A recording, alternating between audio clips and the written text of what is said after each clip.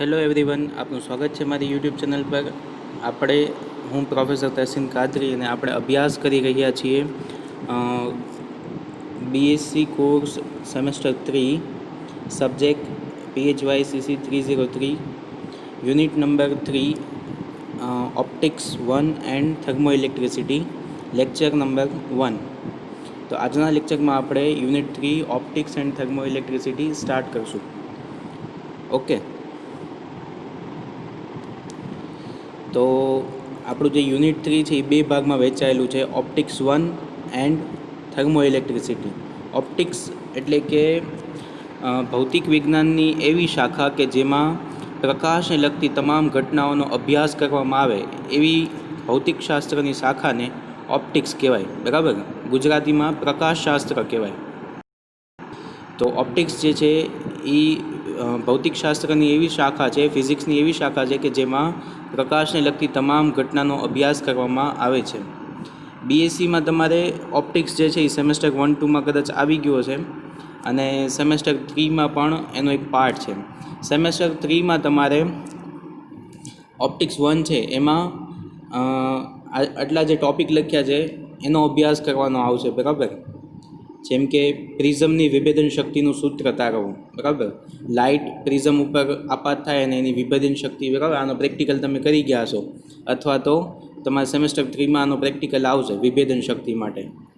પછી બીજું, ગ્રેટિંગની વિભેદન શક્તિનું સૂત્ર તારવવું. ગ્રેટિંગ તમે બધાએ જોયું જ હશે. બરાબર, એની વિભેદન શક્તિનું સૂત્ર તારવવાનું આવશે આ યુનિટમાં. પછી ટેલિસ્કોપની વિભેદન શક્તિનું સૂત્ર તારવવું. તો ટેલિસ્કોપ એ તે લગભગ બધાએ જોયું જ હશે. ક્લિયર? તો પ્રિઝમ, ગ્રેટિંગ અને ટેલિસ્કોપ ત્રણેય માટે વિભેદન શક્તિનું સૂત્ર તારવવાનું આ યુનિટમાં આવશે. પછી ગ્રેટિંગ વર્ણપટ અને પ્રિઝમ વર્ણપટ બંને વચ્ચે તફાવત શું છે, બેની સરખામણી કરવાની છે. બરાબર, કમ્પેરિઝન કરવાની છે. ગ્રેટિંગથી તો તમને વર્ણપટ મળે છે અને પ્રિઝમથી વર્ણપટ મળે છે. તો બંનેમાં તફાવત શું છે, ફેર શું છે, બરાબર, એની ચર્ચા આપણે કરીશું.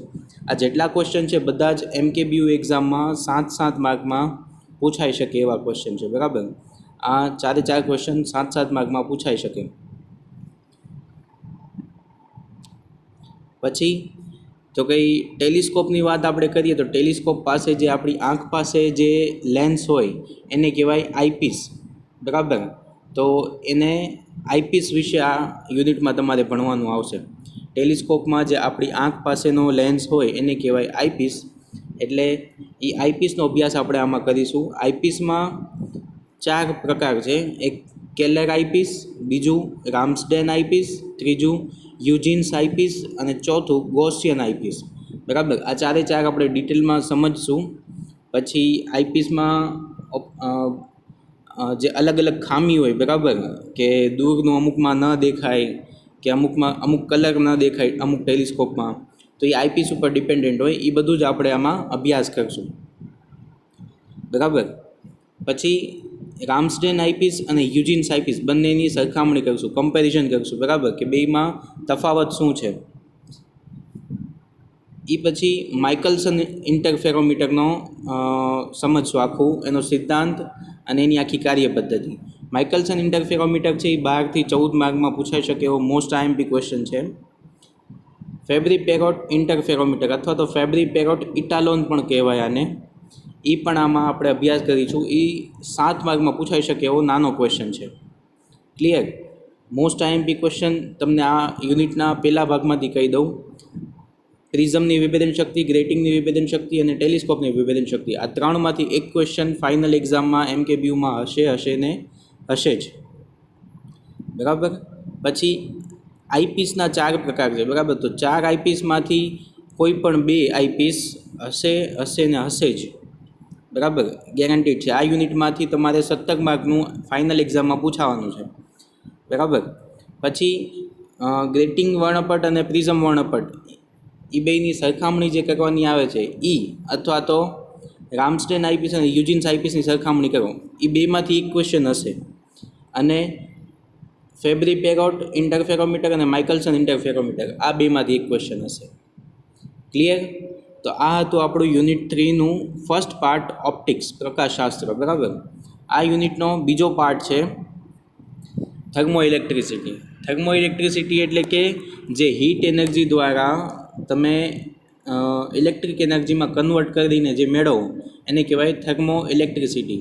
થર્મો ઇલેક્ટ્રિસિટી ભૌતિકશાસ્ત્રની એવી શાખા છે કે જેમાં ઉષ્મા ઉર્જાનું તમે વિદ્યુત ઉર્જામાં રૂપાંતર કરો એનો અભ્યાસ કરવામાં આવે છે. બરાબર.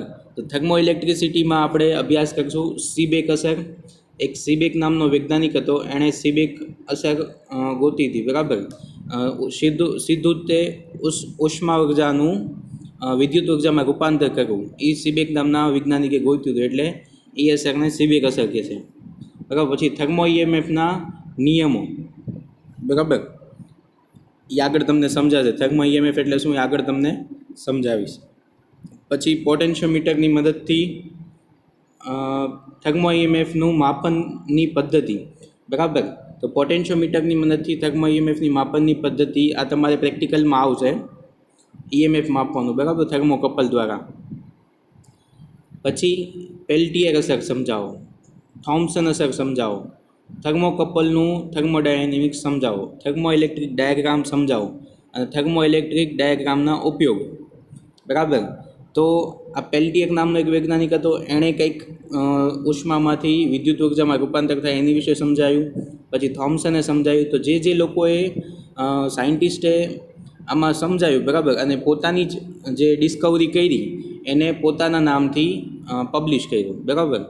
એટલે જ આપણે આ જેટલી અસર છે એ આમાં અભ્યાસ કરશું.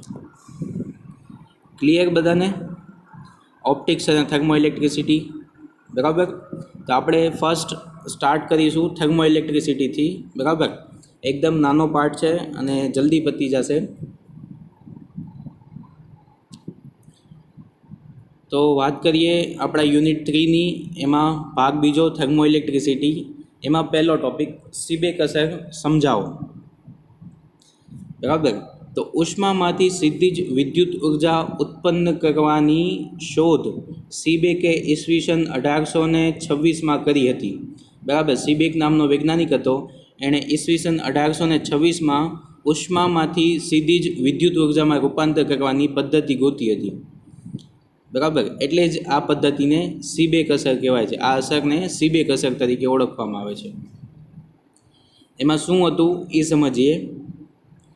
જ્યારે બે જુદી જુદી ધાતુઓના તારને ભેગા બાંધીને બંધ પરિપથ બનાવીને જો જંકશનોને જુદા જુદા તાપમાને રાખવામાં આવે તો પરિપથમાં ઈએમએફ ઉત્પન્ન થાય છે. આ ઘટનાને સીબેક અસર કહેવાય. બરાબર. બે ધાતુ લેવામાં આવે, બે જુદી જુદી ધાતુ લેવામાં આવે અને બેયને બાંધી દેવામાં આવે અને એક બંધ ગાળો બનાવવામાં આવે. આગળ એક ઇમેજ તમને દેખાડીશ. બરાબર. એનો પરિપથ જે છે એ તમને દેખાડીશ એટલે વધારે ખ્યાલ આવશે. પણ અત્યારે આ તમે સમજી લો. આગળની નેક્સ્ટ સ્લાઇડમાં તમને ઇમેજ એની દેખાડીશું કે જ્યારે બે જુદી જુદી ધાતુઓના તારને ભેગા બાંધીને બંધ પરિપથ બનાવીને જો જંકશનોને જુદા જુદા તાપમાને રાખવામાં આવે, એટલે કે એક છેડો છે એ ઠંડી જગ્યાએ રાખવામાં આવે અને એક છેડો જે છે એ ગરમ જગ્યાએ રાખવામાં આવે તો બે છેડા વચ્ચે વિદ્યુત સ્થિતિમાનનો તફાવત ઉત્પન્ન થાય છે. ઈએમએફ એટલે કે ઇલેક્ટ્રોમોટિવ ફોર્સ, વિદ્યુત ચાલક બળ. બરાબર. વિદ્યુત ચાલક બળ ઇંગ્લિશમાં કહેવાય ઈએમએફ. ઈએમએફનું ફૂલ ફોર્મ થાય ઇલેક્ટ્રોમોટિવ ફોર્સ. બરાબર. તો આ ઘટનાને સીબેક અસર કહેવામાં આવે છે. આવી ગોઠવણને થર્મોકપલ કહેવામાં આવે છે અને ઉત્પન્ન થતા ઈએમએફને થર્મો ઈએમએફ કહેવામાં આવે છે. બરાબર. આગળ ફિગર દેખાડો એટલે વધારે ખ્યાલ આવશે તમને. તો થર્મો ઈએમએફમાં સીબેક અસરે સીબેકે જે પ્રેક્ટિકલ કર્યું એની ઇમેજ કાંક આવી છે. બરાબર. તમે અહીંયા જોઈ શકો છો બે ધાતુના તાર છે. આ એફઈ એટલે કે લોખંડનો તાર છે, અહીંયાથી લઈ અને અહીંયા સુધીનો. બરાબર. આટલો જે છે એ એફઈ એટલે કે લોખંડનો તાર છે. પછી અહીંયાથી લઈ અહીંયા સુધી આખું તમે જે પોઈન્ટર જોવો છો એ કોપરનો તાર છે, તાંબાનો વાયર છે. બરાબર. એ બેયને ભેગા કરી અને ભેગા અહીંયા જંકશન બનાવવામાં આવ્યું. બરાબર. બેયને કોઈ પણ રીતે જોડી દેવામાં આવ્યા, વેલ્ડિંગથી કે કોઈ પણ રીતે જોડી દેવામાં આવે. બરાબર. તો અહીંયા એક જંકશન બની જશે. એ જંકશનમાં અને એક ને તમે ગરમ પાણીમાં રાખ્યું, બરાબર. અહીંયા ગરમ પાણી છે, બરાબર, એક બીકર છે, એમાં પાણી છે, ને નીચેથી તમે એને ગેસથી ગરમ કરી શકો એવી વ્યવસ્થા છે. અહીંયા તો કે એક જંક્શનને આપણે બરફમાં રાખ્યું છે, બરાબર. એટલે આનું તાપમાન હશે 0 ડિગ્રી સેલ્સિયસ, બરાબર. આ બરફવાળાનું તાપમાન હશે 0 ડિગ્રી સેલ્સિયસ. અને આનું તમે ઉકાળતા 100 ડિગ્રીએ પોગી જાઓ તો આનું તાપમાન થશે 100 ડિગ્રી સેલ્સિયસ, બરાબર. તો સીબેકે શું કીધું કે જ્યારે બે ધાતુને ભેગી કરી અને જંક્શન બનાવવામાં આવે અને એનો બંધ પરિપથ બનાવવામાં આવે અને એક જંક્શનને ઠંડા પાત્રમાં રાખવામાં આવે અને બીજા જંક્શનને ગરમ પાત્રમાં રાખવામાં આવે તો એ બંને જંક્શન વચ્ચે ઈએમએફ ઉત્પન્ન થાય છે, બરાબર. એટલે ઈએમએફ છે એ ગરમથી ઠંડા તરફ હોય. એટલે તમે અહીંયા જોઈ શકો છો, મેં કરંટની ડાયરેક્શન પણ દેખાડી છે, બરાબર. આ જે છે કરંટની ડાયરેક્શન છે, એ કરંટની ડાયરેક્શન ગરમથી ઠંડા તરફ હોય એટલે વિદ્યુત પ્રવાહ જે છે એ આ ડાયરેક્શનમાં વહન પામશે, બરાબર. તમે જે પોઈન્ટર જોવો છો એ વિદ્યુત પ્રવાહ. હવે વિદ્યુત પ્રવાહ ક્યારે પસાર થાય? જ્યારે ઇલેક્ટ્રોનની મોશન થાય. ઇલેક્ટ્રોનની મોશન ક્યારે થાય? જ્યારે એમાં ઈએમએફ ઉત્પન્ન થાય, બરાબર. તો આ ઘટનાને, આ અસરને, જે ઈએમએફ ઉત્પન્ન થયા એ અસરને સીબેક અસર કહે છે. સીબેક અસર શું કામ કીધી? કારણ કે સીબેક નામના વૈજ્ઞાનિકે 1826માં આ અસરની ડિસ્કવરી કરી હતી. ઓકે. અને આ જે આખી સિસ્ટમ જે બની, બરાબર, આખી જે સિસ્ટમ બની એને કહેવાય થર્મોકપલ, બરાબર. થર્મોકપલ તરીકે ઓળખવામાં આવે છે.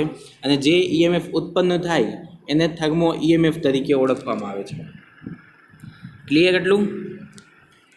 ઈસવીસન 1826માં સીબેક નામના સાયન્ટિસ્ટે સીધી જ તે ઉષ્મા ઉર્જામાંથી વિદ્યુત ઉર્જા ઉત્પન્ન કરવાની પદ્ધતિ ગોતી હતી, જેને સીબેક અસર કહેવાય છે. જ્યારે બે જુદી જુદી ધાતુઓના વાયરને બાંધી અને બંધ પરિપથ રચવામાં આવે અને એક જંક્શનને ઠંડુ અને એક જંક્શનને બંને જંક્શનને અલગ અલગ તાપમાને રાખવામાં આવે ત્યારે બંને જંક્શન વચ્ચે વિદ્યુત સ્થિતિમાન તફાવત ઉત્પન્ન થાય છે, બરાબર. આ ઘટનાને સીબેક અસર કહે છે. ઉત્પન્ન થતા જે વોલ્ટેજ છે, ઈએમએફ છે, એને થર્મો ઈએમએફ કહે છે. અને જે આખી રચના બને છે એને થર્મોકપલ કહેવામાં આવે છે. ક્લિયર? સીબેક અસર. એમાં આપણે વાત કરીએ, ઉત્પન્ન થતું થર્મો ઈએમએફ એ બે જંક્શનના તાપમાનના તફાવત અને થર્મોકપલ માટે પસંદ કરેલ ધાતુ પર આધાર રાખે છે, બરાબર. એટલે કે જે ઈએમએફ ઉત્પન્ન થશે એ 1 મિલીવોલ્ટ થશે, 2 મિલીવોલ્ટ થશે, 3 મિલીવોલ્ટ થશે, કેટલા મિલીવોલ્ટ આવશે એ કોની ઉપરથી નક્કી થાય? તો કે તમે કઈ ધાતુ લીધી છે એની ઉપર આધાર રાખે, બરાબર. આપણે અહીંયા એફઈ અને સીયુ એટલે કે લોખંડ અને કોપર એ બે ધાતુ લીધી, એની જગ્યાએ તમે કોઈ બીજી બે ધાતુ લ્યો તો એમાં ઉત્પન્ન થતા ઈએમએફ અલગ હોય, બરાબર. એટલે કે ઉત્પન્ન થતા ઈએમએફ એ બે જંક્શન વચ્ચેના તાપમાન અને થર્મોકપલની માટે પસંદ કરેલી ધાતુ પર આધાર રાખે છે. હવે તાપમાન ઉપર આધાર કઈ રીતે રાખે? તો કે એક જંક્શન છે એને આપણે બરફમાં રાખ્યું એટલે એ 0 ડિગ્રી થયું. બીજું જંક્શન છે એને ગરમ કરું છું અને હું એને 50 ડિગ્રીએ રાખું છું. તો 0 ડિગ્રી અને 50 ડિગ્રી, બરાબર. તો આ જે તાપમાનનો તફાવત છે એની ઉપર આધાર રાખે કે એમાં ઈએમએફ ઉત્પન્ન થાય, બરાબર. તાપમાનના સમપ્રમાણમાં હોય, જેમ જેમ તમે તાપમાન વધારતા જાઓ એમ ઈએમએફ વધતા જાય. 50 ડિગ્રીએ બીજું જંક્શન છે એ 50 ડિગ્રી હોય ત્યારે જે ઉત્પન્ન થતા ઈએમએફ હોય, સપોઝ કે 1 મિલીવોલ્ટ હોય તો 100 ડિગ્રી સેલ્સિયસ કર્યું ત્યારે ઉત્પન્ન થતા જે વોલ્ટેજ હોય એ 200 મિલીવોલ્ટ હોય, બરાબર. ક્લિયર? તો એ તાપમાનના સમપ્રમાણમાં હોય. એટલે કે ઉત્પન્ન થતું થર્મો ઈએમએફ એ બે જંક્શનના તાપમાનના તફાવત અને થર્મોકપલ માટે પસંદ કરેલી ધાતુ પર આધાર રાખે છે. એટલે જેમ જેમ તમે તાપમાન વધારશો એમ ઈએમએફ વધારે ઉત્પન્ન થશે, બરાબર. પછી સેકન્ડ પોઈન્ટ છે, સીબેક નીચે મુજબ ધાતુઓની શ્રેણીની ગોઠવણી કરી હતી. સીબેકે પોતાની ધાતુની એક શ્રેણી આપી, એણે આ બધી જ ધાતુનો ઉપયોગ કરી અને પ્રયોગ કર્યા, બરાબર. અને એના પ્રયોગ ઉપરથી એણે આખી સિરીઝ આપી, આ ધાતુની શ્રેણી છે કે આમાંથી તમે કઈ ધાતુ તમે થર્મોકપલ બનાવવા માટે ઉપયોગ કરી શકો અને કઈ ધાતુ તમને સારું કામ આપશે, બરાબર. તો એ આગળ એણે જે અભ્યાસ કર્યો એ સમજાવે છે. આખી ધાતુની શ્રેણી છે આ તમારે યાદ રાખવાની આવશે, બરાબર. બીઆઈ એટલે કે બિસ્મથ, નિકલ, પીડી, પીટી એટલે platinum, Cu copper, MN manganese, HG mercury, PB એટલે કે લેડ, એસએન એયુ એટલે કે સોનું, એજી એટલે કે સિલ્વર એટલે ચાંદી, બરાબર. ઝેડએન એટલે ઝિંક, કેડમિયમ, સીડી એટલે કેડમિયમ, એફઈ એટલે આયરન ને એન્ડ એસબી, બરાબર. આ આખી ધાતુની શ્રેણી આપી એને. હવે તો કે આ શ્રેણી ઉપરથી શું ખબર પડે? જ્યારે આમાંથી કોઈ પણ બેનું થર્મોકપલ બનાવવામાં આવે ત્યારે લિસ્ટમાં આપેલ આગળ રહેલ ધાતુથી પાછળ રહેલ ધાતુ તરફ ગરમ જંકશનમાંથી થર્મો ઇલેક્ટ્રિક પ્રવાહનું વહન થાય છે, બરાબર. આગળ રહેલ ધાતુથી પાછળ રહેલ ધાતુ તરફ એટલે કે તમે બિસ્મથ લ્યો અને નિકલ લ્યો અને એનું થર્મોકપલ બનાવો, બરાબર. તો આગળની ધાતુ કઈ હતી? બિસ્મથ, અને પાછળની ધાતુ થઈ નિકલ, બરાબર. તો એ એવું કહે છે કે તમે આ બેનું જે થર્મોકપલ બનાવશો તો બિસ્મથથી નિકલ તરફ તમારે વિદ્યુત પ્રવાહનું વહન થશે. બિસ્મથવાળું જે જંકશન છે, બિસ્મથ અને નિકલનું જંકશન, બે જંકશન હશે, બરાબર. એકને તમે ઠંડામાં રાખશો અને એકને તમે ગરમમાં રાખશો અને બંને જંકશનમાં બિસ્મથ અને નિકલ હશે, બરાબર. એનું જંકશન હશે બંનેમાં. પણ જે ગરમ જંકશન હશે, બિસ્મથ અને નિકલવાળું ગરમ જંકશન હશે, ત્યાંથી બિસ્મથ અને નિકલવાળા ઠંડા જંકશન તરફ પ્રવાહનું વહન થશે, બરાબર. સેમ વે તમે આમાંથી કોઈ પણ જે સિરીઝ આપી છે એમાંથી કોઈ પણ બે ધાતુ લઈને એનું થર્મોકપલ બનાવી શકો છો. બીજું એણે એવું સમજાવ્યું કે આ જે ધાતુ વચ્ચે જેટલો ગેપ છે, સપોઝ કે હું બિસ્મથ લઉં અને છેલ્લી એસબી લઉં, બરાબર. તો આ બે ધાતુ વચ્ચેનો જે તફાવત હશે ને એ સૌથી વધારે ઈએમએફ ઉત્પન્ન કરશે. જેમ જેમ ધાતુ વચ્ચેનો તફાવત વધારે એમ જે થર્મો ઈએમએફ છે એ વધારે, બરાબર. હું બિસ્મથ અને નિકલ લઉં તો એ તો સાવ બે બાજુમાં છે, એટલે સાવ મિલીવોલ્ટમાં જ તે મને ઈએમએફ આપશે. પછી બિસ્મથ અને પીડી લઉં તો થોડુંક વધારે આપશે. પછી બિસ્મથ અને પ્લેટિનમ લઉં તો થોડુંક વધારે આપશે. બિસ્મથ અને કોપર લઉં તો થોડુંક વધારે આવશે, બરાબર. આવી રીતે જે ઉત્પન્ન થતા થર્મો ઈએમએફ છે એ તો ધાતુ જે થર્મોકપલ માટે આપણે ધાતુ પસંદ કરીએ છીએ એની ઉપર આધાર રાખે છે અને એના તાપમાન ઉપર આધાર રાખે છે. ક્લિયર તમને? આજે મેં તમને ધાતુવાળો નિયમ સમજાવ્યો, બરાબર. એ એના થર્મો ઈએમએફના નિયમમાં આવશે, બરાબર. તો સીબેક અસર તમને આખી વ્યવસ્થિત સમજાઈ ગઈ. આટલી અહીંયા સુધી જે હતું, બરાબર, એ હતું સીબેક અસર. હવે આપણે વાત કરીએ છીએ સીબેક અસરમાં થર્મો ઈએમએફના નિયમોની, કે ભાઈ બે નિયમ છે થર્મો ઈએમએફના. એક મધ્યસ્થ ધાતુનો નિયમ અને બીજો મધ્યસ્થ તાપમાનનો નિયમ. તો પહેલું આપણે જોઈએ મધ્યસ્થ ધાતુનો નિયમ. મધ્યસ્થ ધાતુના નિયમમાં કોઈ થર્મો ઇલેક્ટ્રિક પરિપથમાં કોઈ વધારાની ધાતુ દાખલ કરવામાં આવે તો જ્યાં ધાતુ દાખલ કરવામાં આવે તે બિંદુ આગળ સમગ્ર રીતે સમાન તાપમાન રહેતું હોય તો ધાતુ દાખલ કરવાથી પરિપથનું થર્મો ઈએમએફ બદલાતું નથી, બરાબર. હવે તો કંઈ આપણે જે પહેલાં થર્મોકપલની આકૃતિ દોરી, બરાબર, એની જોવો, બરાબર. તમે જે આકૃતિ દોરી છે એમાં જોવો, એમાં બે ધાતુથી આપણે બનાવેલું છે, બરાબર. એક છે એફઈ અને એક છે સીયુ. હવે તો કંઈ હું વચ્ચે જે ગેલ્વેનોમીટર ઉપર જોડેલું છે, બરાબર, એની જગ્યાએ એનાથી થોડુંક દૂર એક કટકો કરું ત્યાં અને કોઈ બીજી ધાતુ ત્યાં ઉમેરી દઉં, બરાબર. કોઈ બીજી ધાતુનો કટકો ત્યાં ઉમેરી દઉં, બરાબર. તો જો એ ધાતુના તાપમાન સાથે મીન્સ કે કોપર અને એ બીજી કોઈ ધાતુ મેં ઉમેરી છે, એ બંનેનું જંકશન જે છે ત્યાં તાપમાન સમાન રહેતું હોય. જે કોપરના આખા વાયરનું તાપમાન છે એટલું જ તાપમાન એ વાયરનું પણ રહેતું હોય તો જે ઈએમએફ ઉત્પન્ન થતું ઈએમએફ છે એ બદલાતું નથી, બરાબર. ફોર એક્ઝામ્પલ આપણે એક એક્ઝામ્પલ લઈએ. જો ધાતુઓ એ અને બીમાંથી બનાવેલ થર્મોકપલ માટે ઈએમએફ એ બી છે, બરાબર. ઈએમએફ માટે સિમ્બોલ કેપિટલ ઈ વાપર્યો છે અહીંયા, બરાબર. કોઈ બે ધાતુ છે એ અને બી, એમાંથી આપણે એનું થર્મોકપલ બનાવ્યું અને એમાંથી ઉત્પન્ન થતા જે ઈએમએફ છે એ એ બી છે. અને ધાતુઓ બી અને સીમાંથી બનાવેલ થર્મોકપલ માટે ઈએમએફ B2C છે, બરાબર. હોય તો ધાતુઓ એ અને સી માટે બનાવેલ થર્મોકપલ માટે ઈએમએફ નીચે મુજબ સૂત્ર દ્વારા આપી શકાય છે. નીચેના સૂત્ર દ્વારા આપી શકાય છે, બરાબર. એટલે કે 3 ધાતુ લીધી, એ, બી અને સી, બરાબર. હું ધાતુ એ બી દ્વારા જે થર્મોકપલ બને છે એ કી બનાવું છું, એક ધાતુ બીથી સી માટે બનાવું છું, અને એક થર્મોકપલ એ અને સી માટે બનાવું છું, બરાબર. 3 થર્મોકપલ છે.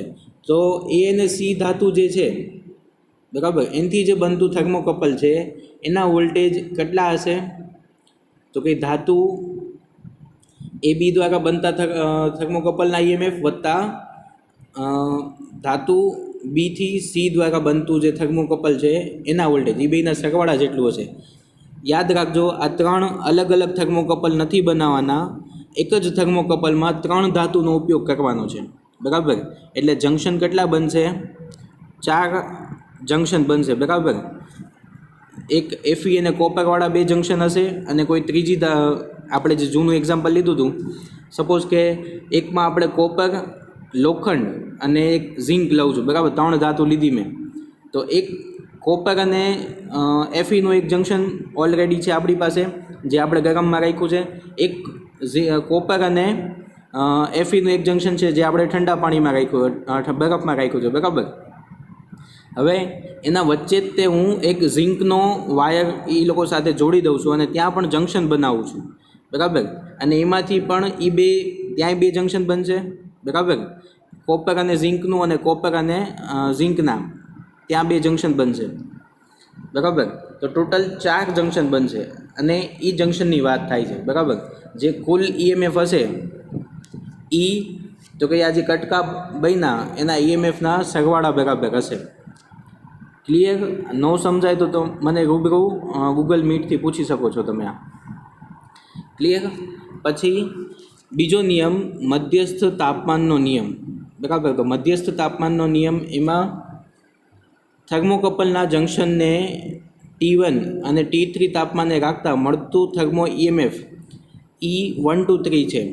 થર્મોકપલના જંક્શનને અનુક્રમે T1, T2 અને T3 તાપમાને રાખતા મળતા ઈએમએફ E12 અને E23 ના સરવાળા જેટલું હોય છે, બરાબર.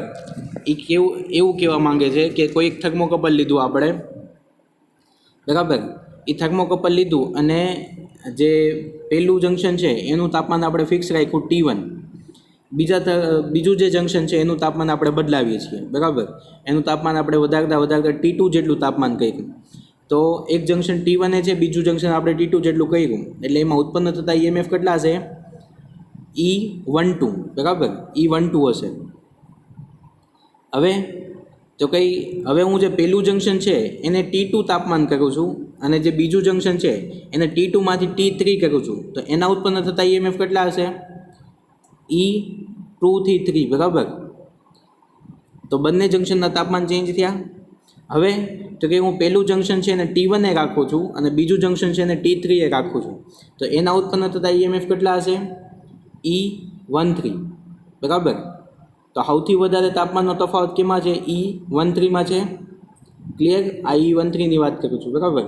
અને જે વચ્ચેના 2 છે, બરાબર, T1 થી T2 વાળું અને T2 થી T3 વાળું, એ 2 વચ્ચે રહેશે. તો મધ્યસ્થ તાપમાનનો નિયમ એવું કહે છે કે સૌથી વધારે જે તાપમાન તમે રાખ્યું છે E13, એની બરાબર આ બેના સરવાળા બરાબર ઈએમએફ ઉત્પન્ન થાય, બરાબર. ક્લિયર? એટલે કે તમે આવું સૂત્ર આપી શકો આખું, બરાબર. E13 બરાબર E12 પ્લસ E23. તો આશા રાખું છું કે તમને આખું વ્યવસ્થિત રીતે સમજાઈ ગયું હશે. યુનિટ 3 આપણે કઈ રીતે સ્ટાર્ટ કર્યું છે, બરાબર. યુનિટ 3માં 2 પાર્ટ છે, મેં કીધું એમ, ઓપ્ટિક્સ અને થર્મો ઇલેક્ટ્રિસિટી. એમાં આપણે થર્મો ઇલેક્ટ્રિસિટી સ્ટાર્ટ કરી દીધું છે. એમાં પહેલો ટોપિક છે સીબેક અસર. તો સીબેક અસર હું આશા રાખું છું કે તમને સમજાઈ ગયું હશે વ્યવસ્થિત રીતે. પ્લસ બીજો ટોપિક છે એમાં થર્મો ઈએમએફના નિયમો, બરાબર. સીબેક અસર પૂછાય તો આ 2 નિયમો સાથે લખવાના આવશે તમારે, બરાબર. સીબેક અસર વ્યવસ્થિત રીતે સમજાવવાની, અને આ 2 નિયમો સાથે લખવાના આવશે. ક્લિયર? આ કમ્બાઇનલી ક્વેશ્ચન 7 માર્કમાં પૂછાઈ શકે એવો ક્વેશ્ચન છે. ક્લિયર? સીબેક અસર સમજાવો અને થર્મો ઈએમએફના નિયમો લખો. તો આશા રાખું છું કે તમને આખું વ્યવસ્થિત રીતે સમજાઈ ગયું હશે. મધ્યસ્થ ધાતુનો નિયમ અને મધ્યસ્થ તાપમાનનો નિયમ. Thank you very much. તમે આટલું શાંતિથી સાંભળ્યું આખો લેક્ચર.